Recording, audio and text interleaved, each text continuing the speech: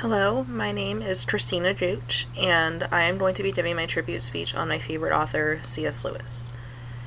My introduction to C.S. Lewis was in third grade when I did read the whole Narnia series for the first time. My mom had a box set of the series that she had had from when she was a kid, and she had never read them. And so I got to read them, and they actually fell apart while I was reading them. So that's my first memory of Narnia, strangely.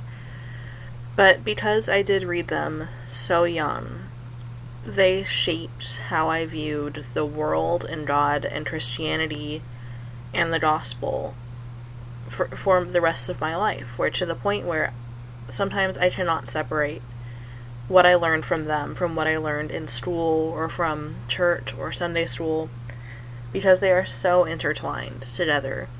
And I did actually catch the allegory the first time through, how it was obviously the gospel story, but told in a way that made so much more sense to me as a child.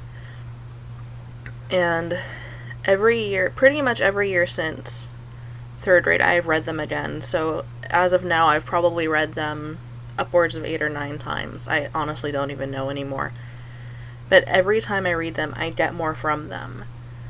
And especially after studying philosophy at Cal Baptist, as I am actually a philosophy major, just understanding the deeper meanings and the deeper magic from before the dawn of time, and the reasoning that goes into it, and just the philosophy and the theology is astounding in books that are really technically meant for children.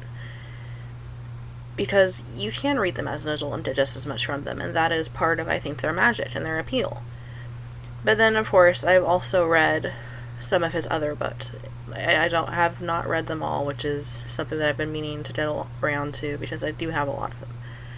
But one thing I do for sure remember is as a senior in high school, we were assigned Mere Christianity to read, and the copy I have from them there is more text that is highlighted than there is not, because I loved so much of it, and he really addressed and worked through struggles that I have had with my faith in ways that made perfect sense, yet at the same time you can tell are very, very brilliant, and their simpleness is deceptive, and it's so fascinating to me. The same thing with the Space Trilogy, which most people don't even know about. I did not know it existed until I was in high school, and even then I tried to read them, and they were so far over my head, I gave up.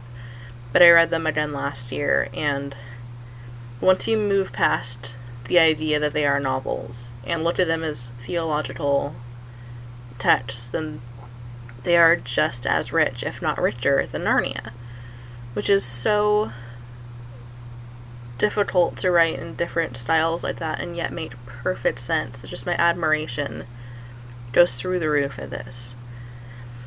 And then, to conclude, if any of you have not read Narnia, and you think of them as children's books, or you are above them, just let me read you a quote from the prologue, and then I will be done. But someday you'll be old enough to start reading fairy tales again. Thank you.